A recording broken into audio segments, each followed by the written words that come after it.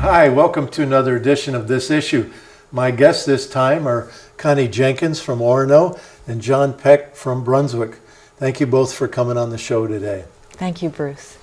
Why don't we start out by you telling us a bit about yourselves. Connie, you want to go first? Sure. Well, I'm a wife and a mother and a grandmother. I am recently retired last October. I am a registered nurse and was a nurse practitioner. I worked for about 18 years as a neonatal nurse practitioner, so with critically ill infants and their families. Then went back to school once again and into adult psychiatry and worked as a therapist until I retired. All right. All right. I'm a Jungian analyst, psychologist, and have been also a professor of English and teacher of the writing of poetry. Where did you teach? First at Princeton University, then at Mount Holyoke College. And after returning to America, after training as a Jungian analyst, taught also at Skidmore and briefly at MIT. Okay. Anything else you'd like to share? I am a poet also who has written 11 books now. All right, all right. So, And we'll be discussing one of your books called I Came, I Saw, 8 poems. So we look forward to getting into that a bit more.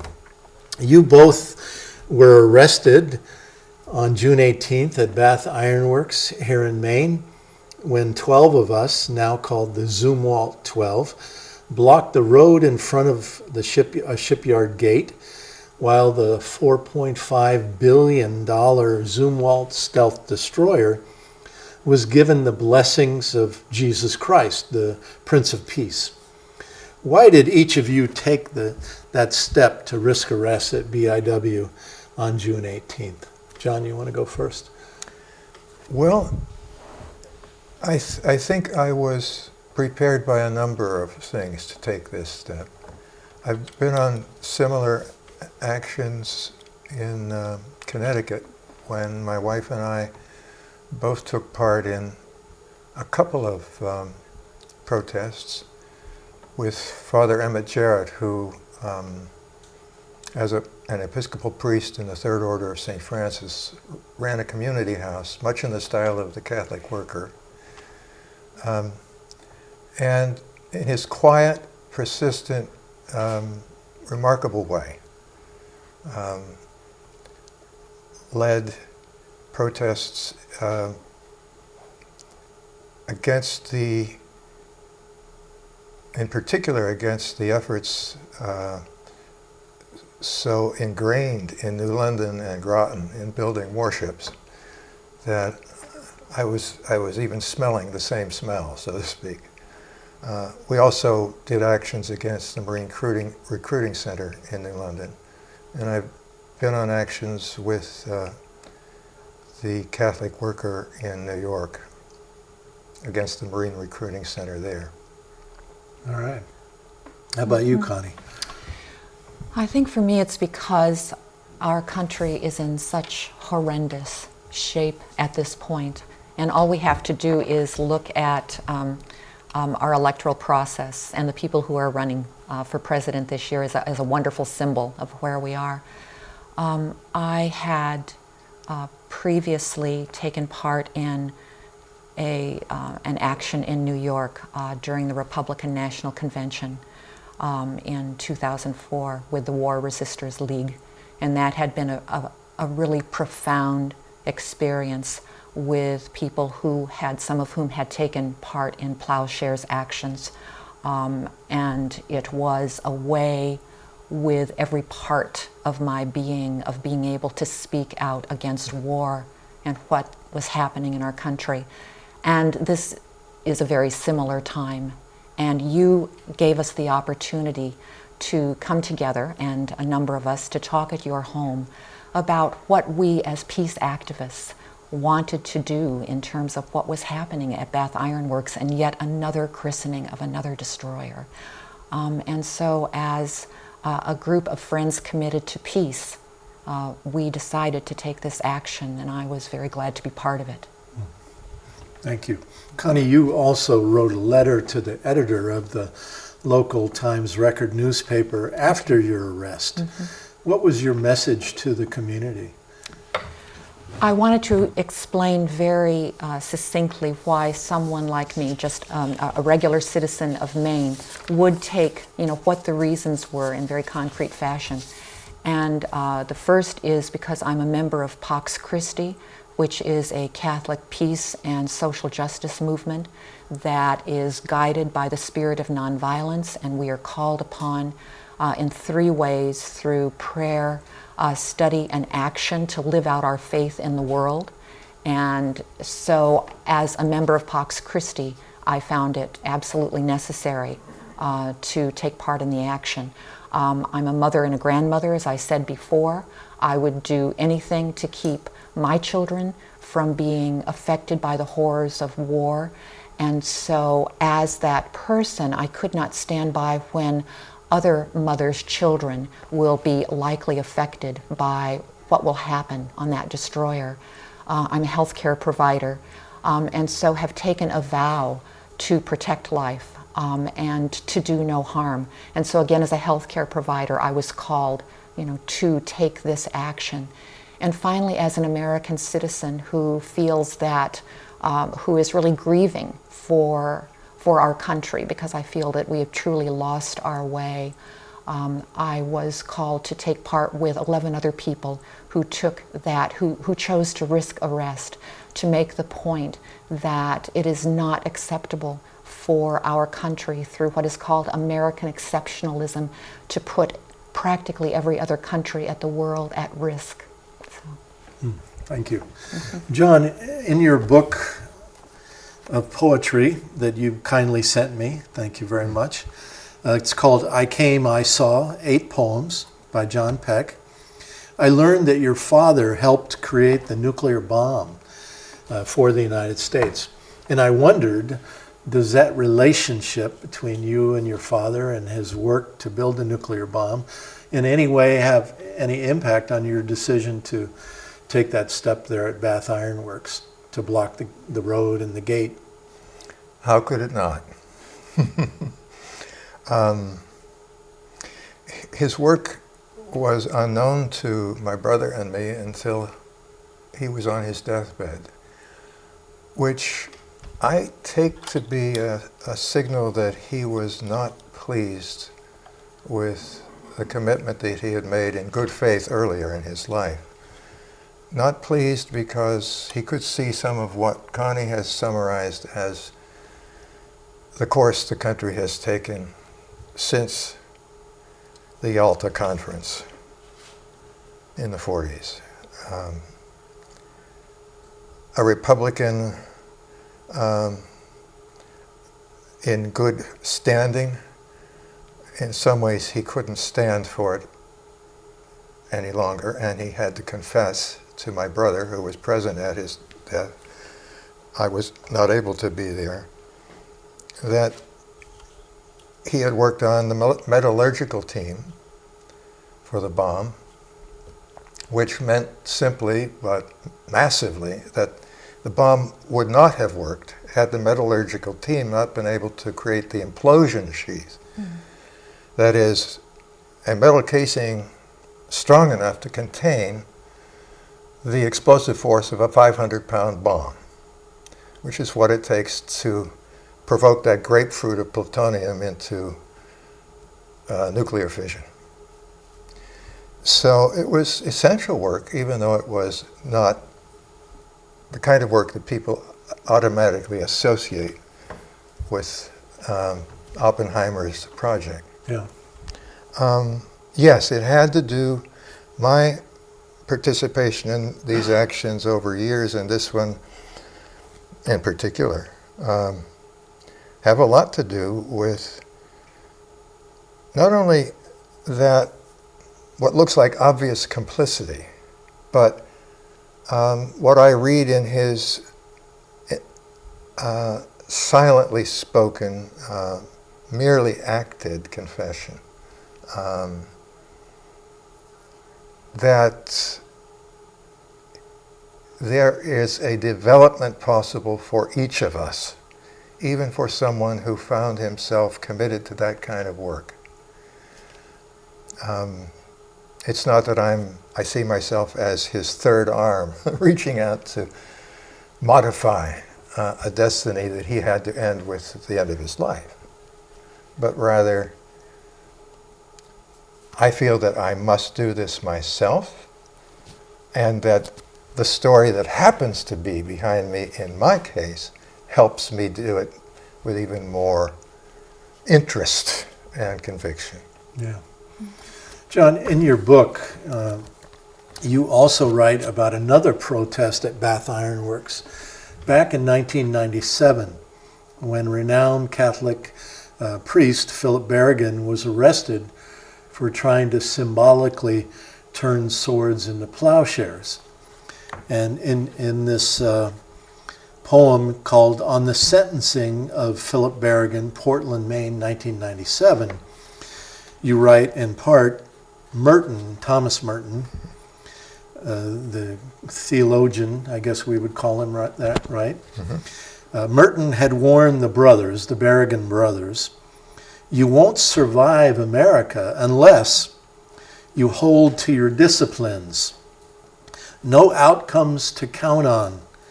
Love's arms calipered. Can you share what you're saying here? I'll get out my own copy so that I can be faithful to my own words. All right.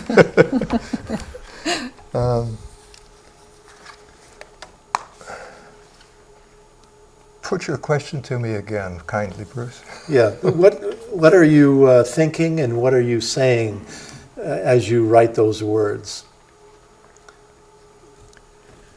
I'm thinking that anyone who wakes up and scratches their head even a little bit over the destiny of this country and its commitments needs some kind of discipline to get to the next thought. And if that thought leads to an action, then those disciplines, however they have developed, are all that we have. Connie has spoken so clearly about her motives and also the framework of a faith community. And both sets, the personal and the collective, the communal and the personal, are essential disciplines.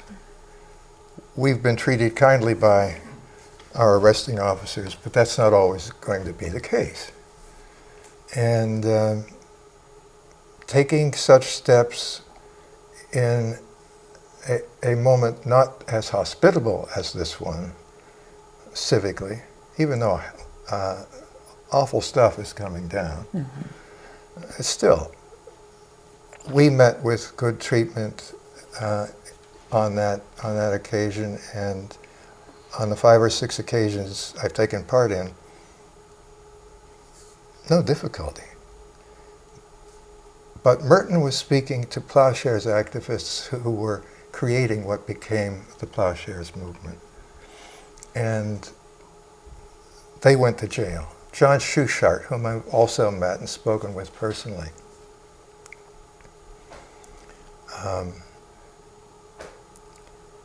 was a former Marine JAG, Judge Advocate General's attorney. Merton, just a footnote, Merton, the Trappist monk, writer, amazing writer in a number of genres, provided a nucleus of gathering for what became the Plowshares movement and the Berrigan brothers' efforts. They went on a retreat with Merton at Gethsemane Abbey in Kentucky. At the time when what we know as the innovations that Dan Berrigan and Phil Berrigan both brought to the peace movement were gestating. And so Thomas Merton is really the godfather of the movement.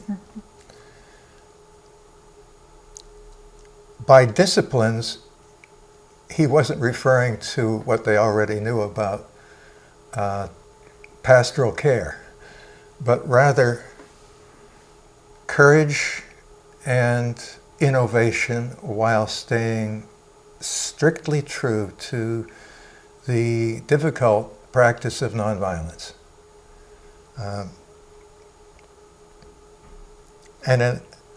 Unless one holds to these, and here I'm following other people's stories. I don't know this on my skin well enough yet, but I have intimations.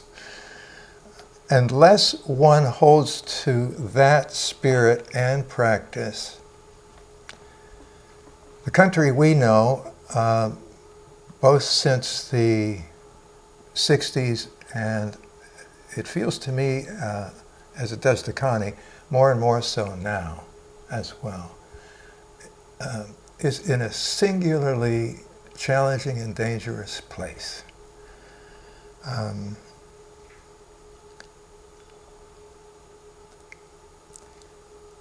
No outcomes to count on, love's arms calipered more and more outward. That is, we find ourselves, if we're at all in this groove, trying to hold ourselves together while taking on the beast. I'll finish reading these lines and then just add a bit more commentary. Merton had warned the brothers, "You won't survive America unless you hold to your disciplines." End quote. No outcomes to count on. Love's arms calipered more and more outward. The back of a maestro, riding the driving presto, nailed there until it gives as he had given himself. So the image that I've added to Merton's words to the Berrigan brothers is strictly from the Christian tradition. The conductor whose arms reach to take in command of the music being generated becomes the crucified Redeemer. Or shall we say more accurately, outlaw activist. All right, thank you. Connie, please tell us more about how your Christian faith motivated your protest at BIW. And specifically, how did you feel about the Navy's use of the word christening? And then finally, what would you like to see happen at BIW instead of destroyers? Well, my faith is really my foundation for life. And so I try to live out, often failing, picking myself back up again and trying again. I try to live out those very simple precepts of love and peace that we are taught by the nonviolent Jesus. And I try to do that in every aspect of my life. But when we think about that in particular in terms of what's going on at Bath Iron Works, we are called to be peacemakers. And so it is that, again, that drew me to my participation in the action. What I would like to see happen at Bath Iron Works is for us to see a transformation of the creation of ships of war, of these tools of war, of these weapons of mass destruction, into things that are, into machines and tools that are sustainable for the future of our country, so that we are really transforming swords into plowshares and transforming destroyers into tidal power and solar power and transportation and wind power and all of the things that will help us to start to put together our country once again, because we've pretty much lost all of our manufacturing. And this is one of the things that we could really start doing at Bath Iron Works, the work of peace. Thank you. The Zumwalt 12 will be arraigned before the West Bath District Court on August 2nd. What kind of plea do you each intend to offer to the court on that day? Well, I intend to plead not guilty. I'm called by conscience to, simply because there is a law, with any law, one has to really examine one's own conscience and determine whether or not to follow that law is the correct thing to do. And there's no question that, I am called to, if I say that I am a Christian and that I'm trying to live as a Christian, that I'm called to speak out when that is necessary, to put myself on the line in whatever way that's called for, and to live out the truth. And so, given that framework, I don't believe that the action that I took is one that would cause me to say that I was guilty. How about you, John? You speak for a large part of my own feeling, Connie. For myself, beyond that, I'd say, Judge, honest to God, I don't know how to meet your terms.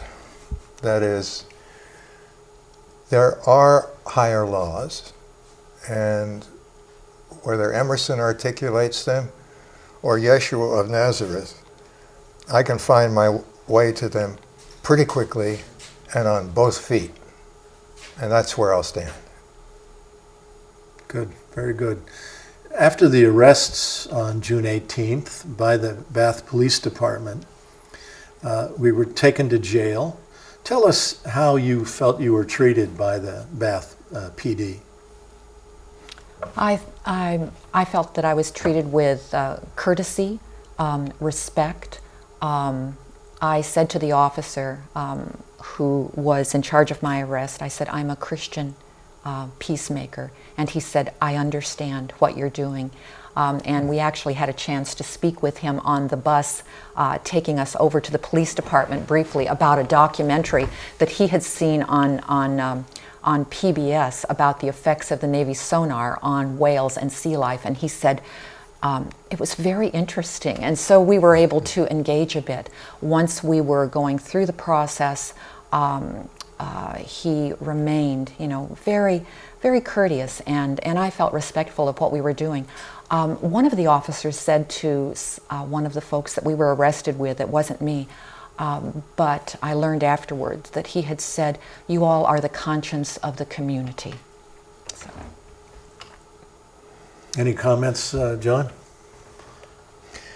The arresting officers that I dealt with, maybe 4 or 5 of them by the time we were fully booked, were unfailingly polite, businesslike, and in 2 cases had a wonderful sense of humor. Between them and the guys I was booked with, I had a very enjoyable couple of hours. So, time well spent. I had the same experience. I thought the Bath police were totally professional and very human and very kind. And I had a wonderful experience. My partner and I, we were walking just a few days after it was all over, and we were coming home, and one of our neighbors came out when he saw us. He works for Bath Iron Works, and he came out and stopped us and said that his wife had seen coverage of the arrests on television. And I said, what did you think? And he said, we can't afford to keep doing this. And so this is something that I've heard repeatedly and various variations of this from other people that work at Bath Iron Works. Mm-hmm. Not everybody there is anxious to continue building warships. They would like to be able to build the things you were talking about, mm-hmm. that give our children and grandchildren some kind of future. But there has to be a political climate created in order to get to that point.